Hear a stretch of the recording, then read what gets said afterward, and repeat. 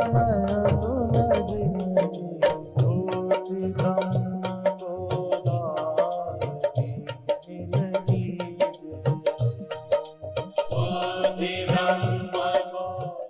तुम भगवान की सुनो। क्या कहते हैं? इसकी आसक्ति छोड़ो। तुम दिमागी तौर पर अमृत को प्राप्त करो। देह के तल पर अमृत की प्राप्ति नहीं होती। आत्मा के अमृत को बुद्धि के तल पर जानो और मृत्यु से बच जाओ। तुम्हारी बुद्धि मृत्यु से बच जाए, तुम्हारी बुद्धि अमृत को प्राप्त कर ले। बुद्धिग्राह्यम अतीन्द्रियम, आप नहीं मरोगे, यह रियलाइज कर लो बस। पर ये कैसे समझो? देह हो तो नहीं मरोगे, ये समझ आएगा। एक घड़े को समझाओ तुम नहीं मरोगे, तो देखो घड़े की तरह मरेगा भी, मिट्टी की तरह बचेगा भी। यदि वो ये जान ले, बुद्धि को, घड़े को बुद्धि हो तो बदे, बुद्धि होगी तो ही वो घड़ा है, बुद्धि होगी तो ही वो मिट्टी है। बिना बुद्धि के ना घड़ा हो सकता है ना वो मिट्टी हो सकता है। बिना जागे तुम ना मनुष्य हो सकते हो ना परमात्मा हो सकते। बात समझ रहे? जागोगे तो या तो देह मानो या अपने को आत्मा मानो। गीता क्या सुना रही है कि तुम देह नहीं हो, तुम आत्मा हो। न जायते म्रियते वा कदाचिन नायं भूत्वा भविता वा न भूयः अजो नित्यः शाश्वतोऽयं पुराणो न हन्यते हन्यमाने शरीरे। भगवान भी अर्जुन पर रहम नहीं कर रहे कि मैं तुम्हारे शरीर को नहीं बूढ़ा होने दूंगा, नहीं मरने दूंगा, तुम चिंता मत करो। भगवान श्री कृष्ण भी अर्जुन को समझा रहे हैं कि शरीर तुम्हारा भी नहीं रहेगा, पर तुम शरीर के मारे जाने से भी नहीं मरोगे क्योंकि तुम आत्मा हो। तो हमें भी घड़े को समझाना पड़ेगा कि तुम घड़ा नहीं हो, ये तो नाम रूप है, तुम तो मिट्टी हो। जिस घड़े के पास अकल है, दो तरह की अकल होती है। एक का नाम है अनात्म बुद्धि और एक का नाम है आत्म बुद्धि। देखो दारो मदार यही है, उधर मत जाओ, इधर देखो। नहीं, इन मेरा काम बनेगा, फोटो खींचेगा, तुम्हारा बेड़ा गर्क होएगा। ऑपरेशन के समय रोगी को हिला दिया जाए, जगा दी, तो नुकसान किसका? पेशेंट का। तुम्हारा मन सत्संग में दो बुद्धि होती है। कौन कौन? एक शरीर हूं मैं, एक आत्मा हूं मैं, बस। शरीर हूं ये बुद्धि तुमको जन्म से प्राप्त है। तुम आत्मा या ब्रह्म हो ये बुद्धि अपने पास नहीं है। बुद्धि वही, वो इधर से जुड़े या उधर से।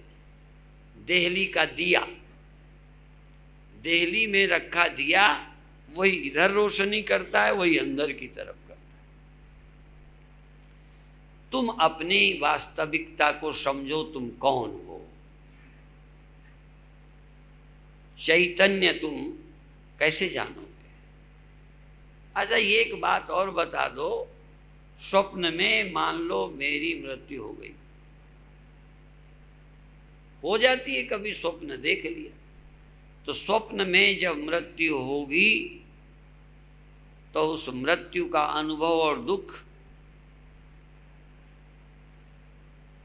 चेतना के होश के रहते होगा या बेहोशी में होगा?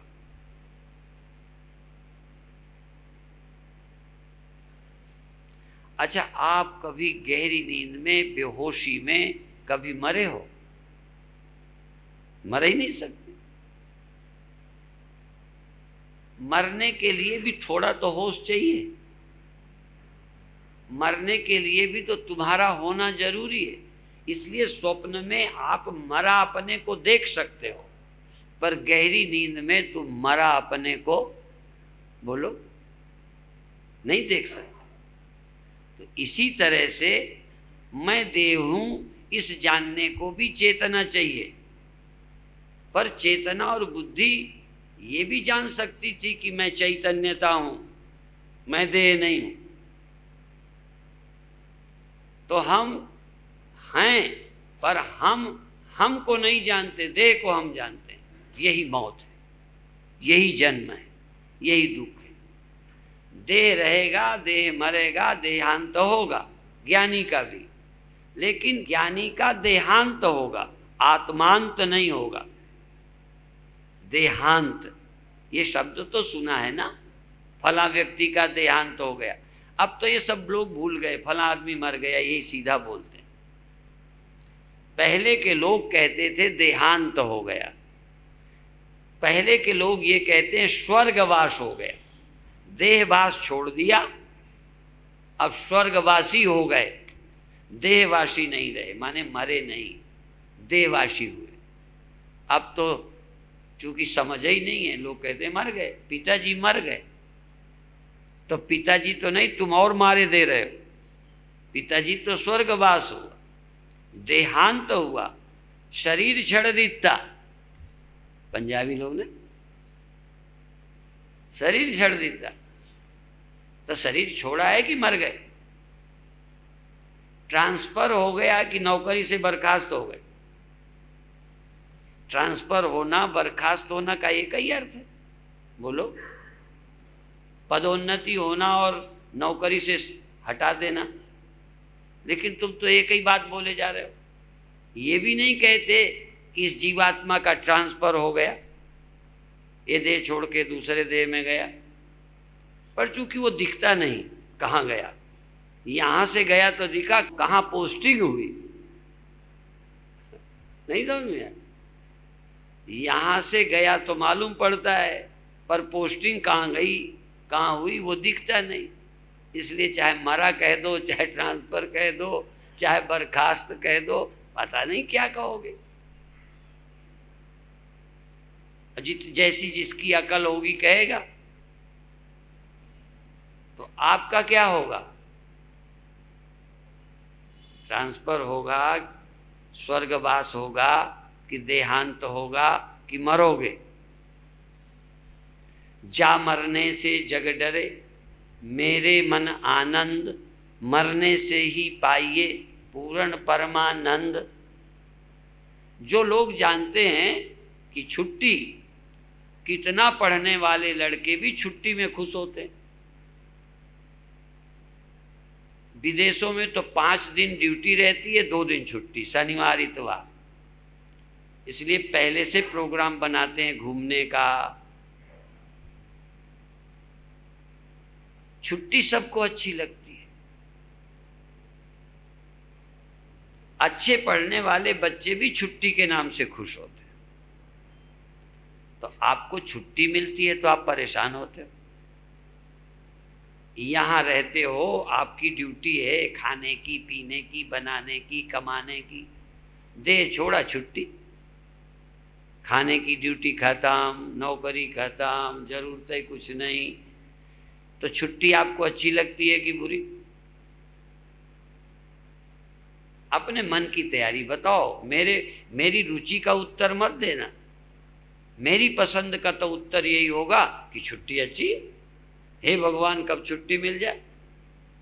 अभी अभी जरूर विमला जी के पति जी आए प्रणाम करने, अपने आप आए, चूंकि ये तो थी नहीं, अपने आप आए धीरे धीरे।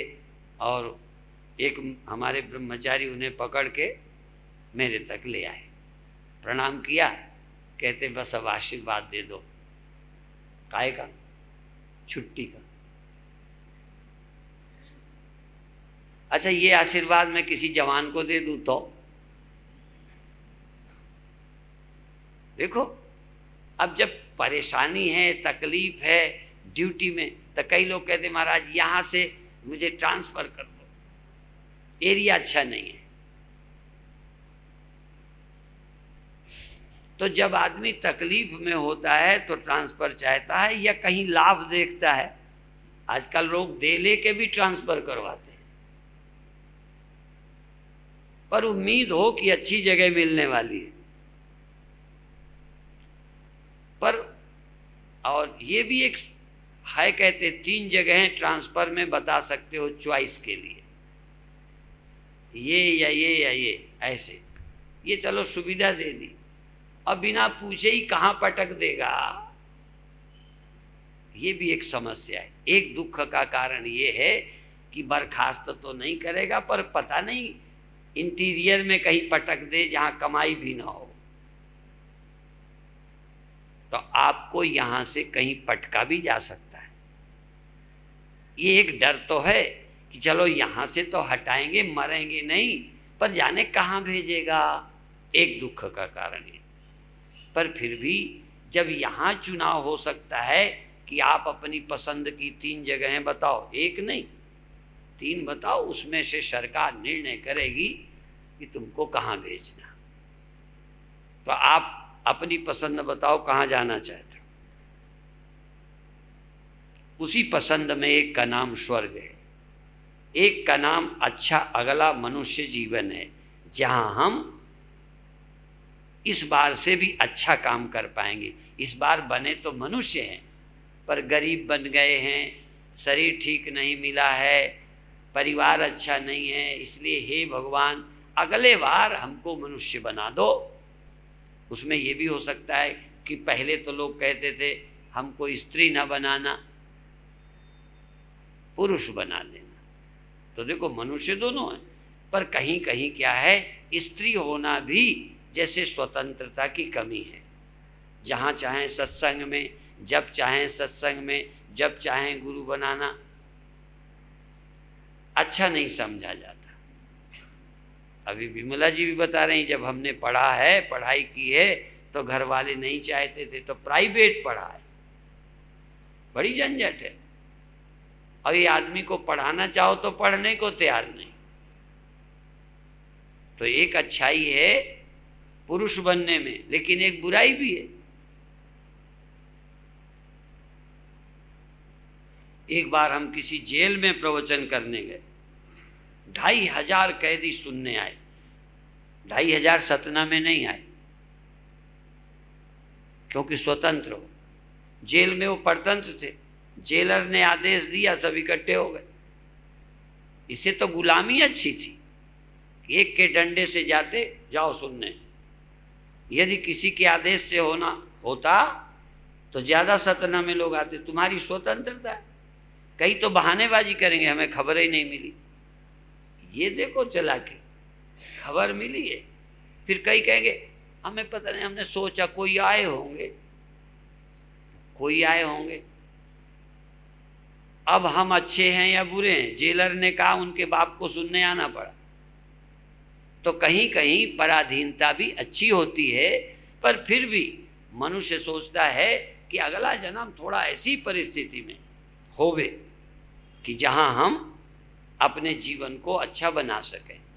कई लोग अब भी यहाँ कहेंगे कि स्वामी जी इस बार तो हमें देर में पता चला, आगे जब करेंगे तो हम भी सहयोग देंगे। अरे भाई अभी क्या तकलीफ है सहयोग देने में? कहते नहीं, इस बार तो जरा अभी टाइम सारा बाकी है, फिर भी आगे की योजना रखता है। ये आदमी हमेशा कल पर टालता है, बड़ा खिलाड़ी है। तरना होगा तो अगले जन्म में देखेंगे। अभी अरे भाई ये जन्म कौन गधे का है, ये जन्म कौन शुअर का है, इस जन्म में क्यों नहीं तर सकते? पर कोई ना कोई बहाना, अरे वो इस साल पति, इस जन्म में पति अच्छा नहीं मिला, इस जन्म में पत्नी अच्छी नहीं है, जरा लड़के ठीक नहीं है, काम धंधा कम अच्छा है। नहीं तो फिर यही कहेगा इस जन्म में तो आदत बिगड़ गई है स्वामी जी, अगले जन्म में हम अच्छी आदत बना के आएंगे। ये बड़ी स्कीमें अगले जन्म की निकालता है। तो एक तो अगला जन्म, दूसरे स्वर्ग जाना, तीसरा मोक्ष। ये 3 में से क्या चुनाव है तुम्हारा? जन्म मरण से छुटकारा या स्वर्ग जाना, कुछ दिन होटल पर अपनी कमाई खर्च करना, फिर लौटकर बैरंग लौट के फिर आना। स्वर्ग में रहोगे नहीं, पर जितनी पुण्यों की कमाई की है, स्वर्ग रूपी होटल में खाओ, मौज से रहो, खर्चो। जब पैसा खत्म हो जाए तो वापस घर आ जाओ। एक है होटल की तरह स्वर्ग, पसंद है जाओ, पुण्य करो जाओ। एक है अगला जन्म, अच्छा बनाओ। एक है जन्म मरण से छुट्टी पा जाओ। 3 चुनाव हैं आपके, जो चाहो कर लो। अगला जन्म बुरा भी कर सकते हो। क्षण सुख लाग जन्म सत कोटि, जन्म अगला पसंद का मामला है। आप कहोगे इस जन्म में हमें मनमानी करने दो, आगे चाहे कुत्ता बना देना चाहे गधा बना देना, ये भी चुनाव ही है। इस समय का मजा, चाहे पाप करके, चोरी करके, व्यभिचारी बन के, कातिल हत्यारे बन के, झूठ बोल के, बूथ कैप्चरिंग करके, हमें इस जन्म का कुर्सी का आनंद ले लेने दो, इस जन्म का सुख लेने दो, अगला जन्म किसने देखा है? ये आप ही का चुनाव है। आप क्या चाहते हो अपने से पूछो, और यदि चाह होगी तो राह निकल आएगी। नरक वाली भी निकल आएगी, स्वर्ग वाली भी निकल आएगी, अगले अच्छे जन्म की निकल आएगी, अगले बुरे जन्म वाली भी निकल आएगी। सारी हाँ, सब कुछ राह यहीं से निकलती है। जंक्शन स्टेशन है, सब तरफ को ट्रेनें यहाँ से मिलती हैं, सतना से नहीं। तुम्हारे जीवन में सब तरफ की ट्रेनें जाती हैं, सब तरफ जा सकते हो। स्वर्ग नरक अपवर्ग न सेनी, ज्ञान विराग भक्ति सुख देनी। मनुष्य का शरीर सब तरफ जाने के लिए है, कहीं चले जाओ, और आवागमन खत्म करने के लिए। स्वर्ग नरक अपवर्ग, स्वर्ग का भी रास्ता, अपवर्ग का भी रास्ता, जन्म का रास्ता, नरक का रास्ता, जो चाहो सब मिलेगा। तो फिर अपनी बात पर आए। देह से हमारा टेम्परेरी संबंध है,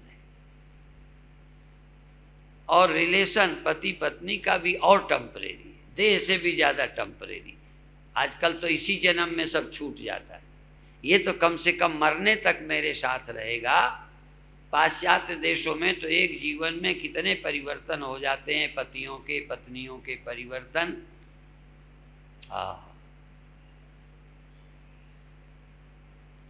तो अब हमको चुनाव करना है कि ये परिवर्तनशील छोड़ देने वाला देह थोड़े दिन साथ रहेगा, और ये मान जागृत स्वप्न ये आपके साथ है। ये अभी भी हैं, कल भी थे, परसों भी थे, आगे भी रहेंगे, और अगले जन्म में भी जाएंगे। ये तुम्हारे साथ चलते हैं। इनको तुम शरीर की तरह नहीं छोड़ सकते, क्योंकि शरीर छोड़कर दूसरा शरीर मिलता है, पर मन छोड़कर मन दूसरा नहीं मिलता। सो जाओ सवेरे वही मन। शरीर तो छोड़ दोगे इस जन्म में, दूसरा शरीर जानवर का, मनुष्य का, सुंदर असुंदर परिस्थिति सब चेंज हो सकती है, पर मन यही अगले जन्म में मिलेगा। इसको छोड़कर नहीं जाता। तेरो मन दर्पण कहलाए, और जग से चाहे, इस जग से चाहे भाग जा पगले, इस तन से चाहे भाग जा पगले, मन से भाग न पाए, तेरा मन दर्पण कहलाए। तू नींद में जाएगा तो यही मन तेरे साथ होगा, सपने भी वही खड़े करेगा। नींद में सोएगा, जागेगा फिर वही दुनिया, शरीर छोड़ेगा फिर वही मन लेके जाएगा। मन को छोड़कर नहीं जा सकता, इसलिए मन आत्मा से ना तो भिन्न है ना अभिन्न है, ना भिन्ना भिन्न है। सो जाओ जग जाओ, इसलिए मन को ऐसे छोड़ के नहीं जा सकते। जैसे मान लो ये कपड़ा है और ये माला है, ये पास भी आ गए, ले छोड़ भी दिया। ठीक समझ में आ गया ना? इससे ये अलग है, इसको छोड़ दिया। इसी तरह ये माला है, ओ तो बड़ा मजबूत है धागा, चलो अब ये फूल फूल से अलग है, और ये फूल फूल से अलग हैं और इस धागे से भी अलग है। यूँ तो पिरोए हैं पर फूल फूल आपस में अलग हैं, फूल धागे में पिरोए हैं, धागे से भी अलग हो सकते हैं, ये अलग हो सकते हैं। परंतु एक माला और होती है ऊन की। एक माला बना सकते हो कपड़े की, मैं पूरी नहीं बनाऊंगा पर छोटी माला बना देता हूँ। ये देखो अभी माला कम गुड़िया की माला बना के समझा देता हूँ बहुत आसानी से।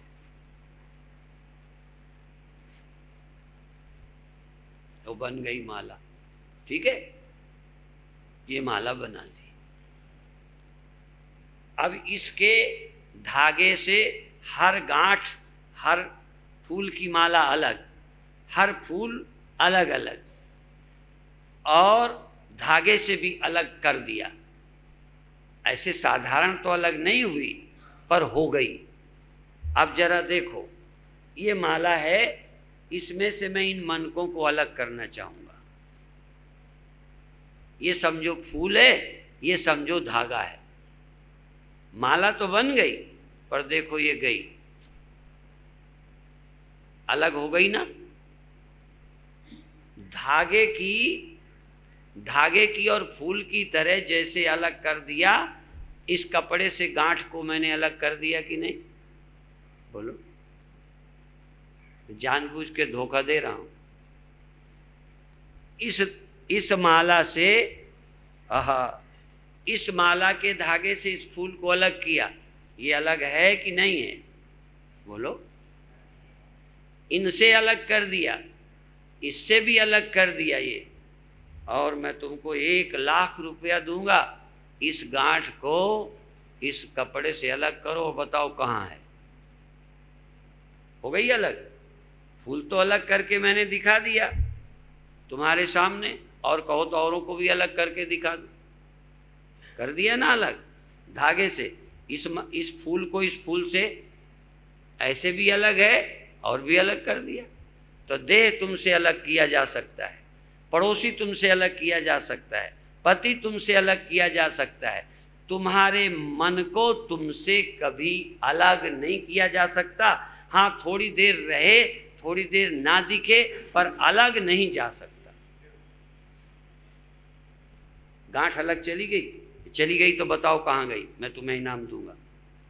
और यदि बाहर से आई है कहीं से, धागे में फूल आया है, इसमें गांठ कहीं बाहर से, इसलिए चेतन में जीव, चेतन में जागृत, चेतन में स्वप्न, चेतन में सुषुप्ति अवस्था बाहर से नहीं आती और बाहर भेजी नहीं जा सकती। इसलिए ये अवस्था चेतन से ना भिन्न है ना अभिन्न है। अभिन्न होती तो गायब नहीं होती, कपड़ा नहीं गायब हुआ तो गांठ भी ना गायब होती। पर एक गायब होती है, एक है, एक गायब नहीं होती। और अलग नहीं है, क्योंकि अलग होती तो अलग दिखती, अलग होती तो अलग की जा सकती। स्वप्न तुमसे अलग नहीं किए जा सकते, जगना तुमसे अलग नहीं किया जा सकता, नींद तुमसे अलग नहीं की जा सकती। अलग होती तो अलग कहीं रह जाती, तुम जगे स्वप्न वहाँ होता। तुम आते समाधि में, मन को अलग छोड़ देते। मन तुमसे अलग न किया जा सकता है, ना अलग जा सकता है, ना अलग कहीं से आया है, तुमसे ही प्रकट होकर तुम में ही लीन होता है, तुमसे कभी अलग नहीं है। परंतु यदि तुम ये कपड़ा अपने को गांठ मान ले, कपड़ा अपने को भूल जाए, तो पैदा हुआ मरेगा। और कपड़ा जानता रहे अपने को, तो मुझ में गांठ बनी, मुझ में गांठ खो गई, मैं ज्यों का त्यों। आत्मक ज्ञान का अर्थ ये नहीं है कि जागृत और स्वप्न और सुषुप्ति ना हो, और ये देह की तरह, मुर्दे की तरह अलग नहीं की जा सकती। देह को छोड़ा जा सकता है, मुर्दा हो जाएगा, पर मन को अलग करके ना तो मुर्दा होगा। इसलिए पार्वती शंकर भगवान से कभी अलग नहीं होती, वो आम पत्नियों की तरह नहीं है। ये सभी अवस्थाएं साक्षी में अध्यस्त हैं। इसलिए जागृत भी रहेगी तो मेरे साथ, स्वप्न रहे तो मेरे साथ, सुषुप्ति रहे तो मेरे साथ। इसीलिए पार्वती दूसरे जन्म में और कहीं नहीं ब्याह होता। जैसे इस जन्म में गांठ हुई इस कपड़े के साथ और दोबारा ये मर गई, गायब हो गई, फिर आई, तो इस बार किसी और कपड़े के साथ जाएगी, वो रहेगी वहाँ। इसलिए इस बार की जागृत तुम्हारे साथ, कल की जागृत, कल जब जागोगे तो जगना किसके साथ होगा? पहले जगना किसके साथ था? उसके पहले। अब पहले का स्वप्न किसके साथ था और अगला स्वप्न किसके साथ होगा? तुमसे अलग होगा। और गायब होगा तो अलग रख दोगे अलमारी में। तो 3 अस्तित्व बताए। एक वो जो तुमसे सदा अलग लगता है, एक वो जो मिलता और अलग होता है, एक ना बाहर से आता है ना बाहर जाता है, पर तुम में होता हुआ और गायब होता हुआ लगता है, और तुम वो हो जो परमानेंट हो, कभी भी जाते आते नहीं। इन 3 अवस्थाओं को ठीक से समझना। आप जानते हो अब क्या है? ये भी किसी की दम नहीं है। जैसे यहां तो मैं गांठ लगा रहा हूं, गांठ लगाई, मैंने खोल दी, ये आसान है। अब तुम्हारी जागृत हुई, होगी, स्वप्न हुए, होंगे, सुषुप्ति हुई, होती रहेगी, हो रही है, ये बंद नहीं हो सकती। तब भी तुम्हें समझना है क्या पैदा होके क्या गायब होती है और क्या वही का वही रहता है, ये देखना है। अब यदि ये कपड़ा है तो गांठ होके न रहे, कपड़े का क्या नुकसान हो गया? तो यदि जागृत अवस्था आके चली जाए, स्वप्न आके चले जाए, नींद होके चली जाए का कहीं नहीं, लहर की तरह। लहर पानी में पैदा होके पानी में रह के पानी में खो जाती है, कहीं बाहर से आती नहीं, कहीं बाहर। तो जल का क्या नुकसान है? होती रहे। मई अनंत महाम्बोधौ जगत बीची स्वभावता उदेति वास्तमायातु न मे वृद्धिर न मे क्षति। मुझ चैतन्य सागर में ये लहरों की तरह संसार और मान होता रहता है, खोता रहता है, पर मैं चैतन्य सागर ज्यों का त्यों रहता हूँ। तुम चित सागर हो। ये सब कुछ लहरें हैं, तुम लहरें देख रहे हो, सागर का तुम्हें पता ही नहीं चलता। एक एक लहर बने बैठे हो, लहर का जन्म अपना जन्म, लहर की मौत अपनी मौत मान रहे हो। क्या गांठ का जन्म कपड़े का जन्म है? क्या केवल गांठ जहाँ है वही कपड़ा है? गांठ न रहेगी तो कपड़ा मर जाएगा।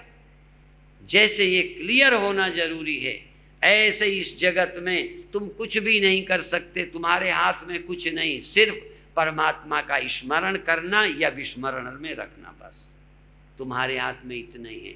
इसे जानकर जियो या इसे भूल कर जियो। परमेश्वर ते भूल्या व्यापन सब बेरोग।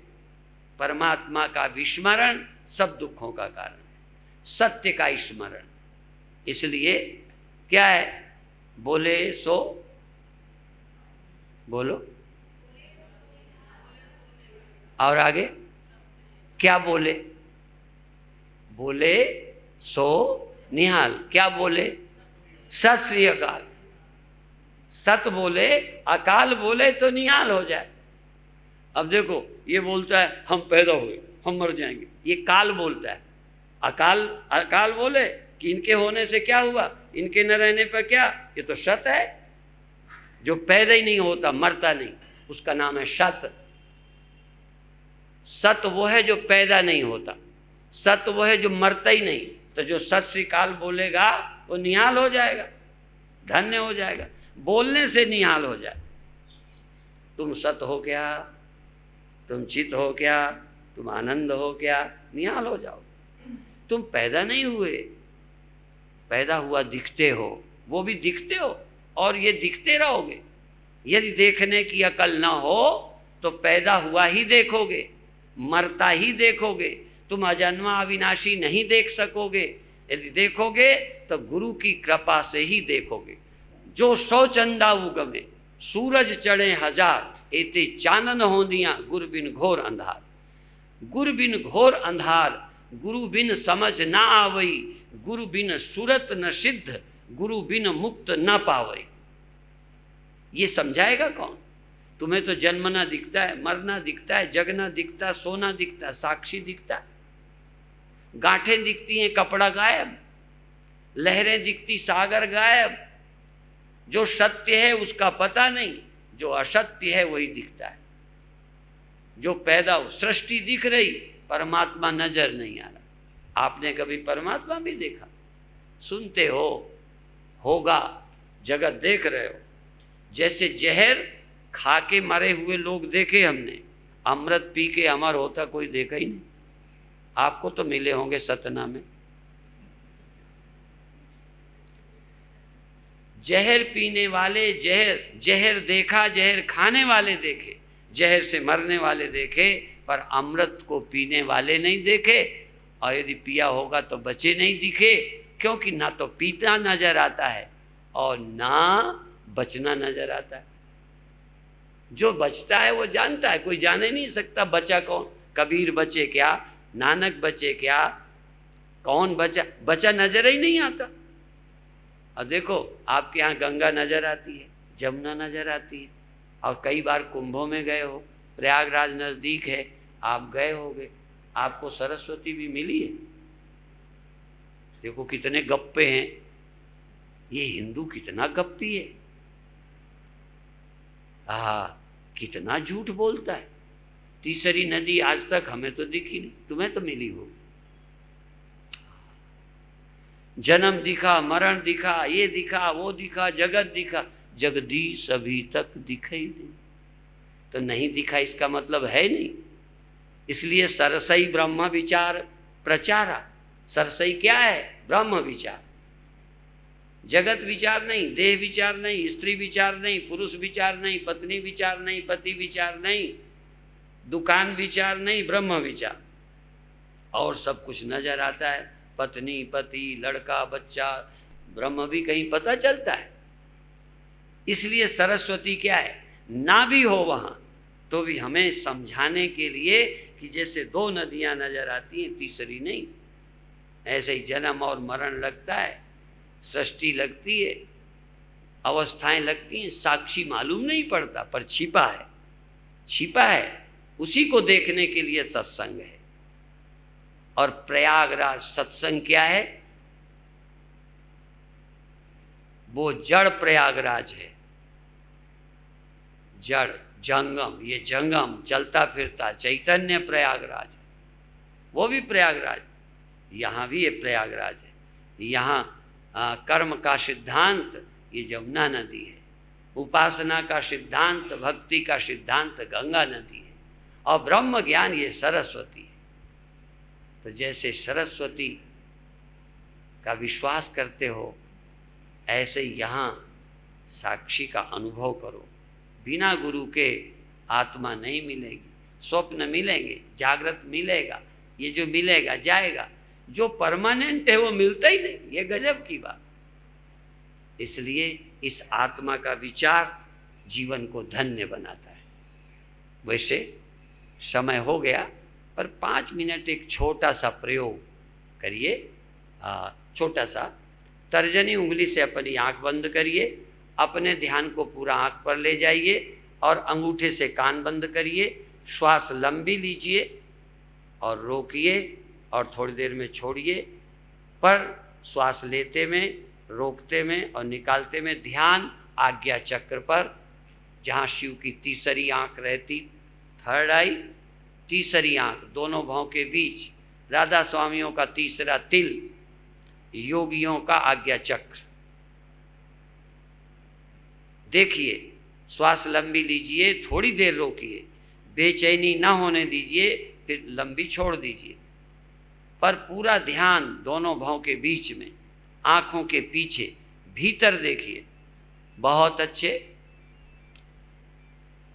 खूब लंबी श्वास लीजिए, आनंद से लीजिए, थोड़ी देर रोकिए और निकालिए। सजग रहिए, सावधान रहिए।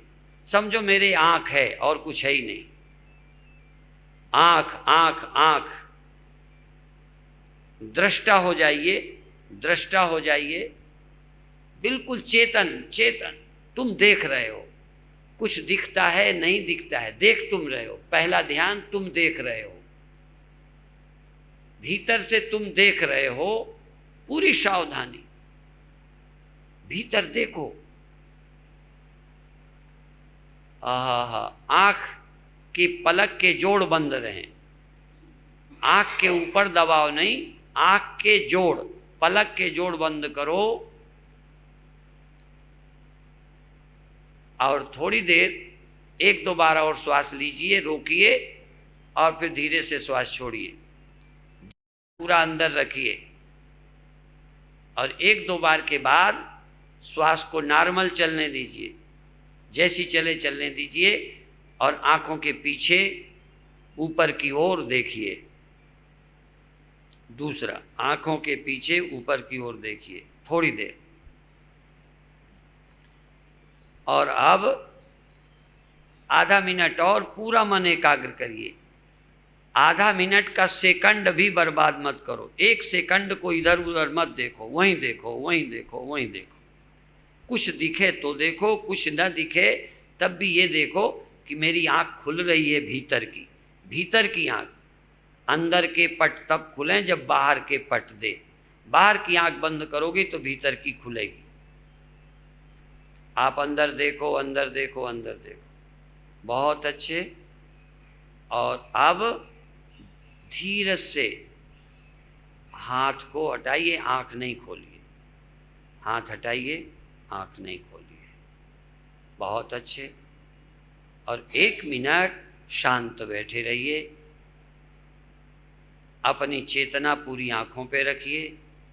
तुम्हारे चैतन्य देखने के अलावा कोई कल्पना नहीं, और अंत में तो आंख है, दिखाई देने को कुछ नहीं है।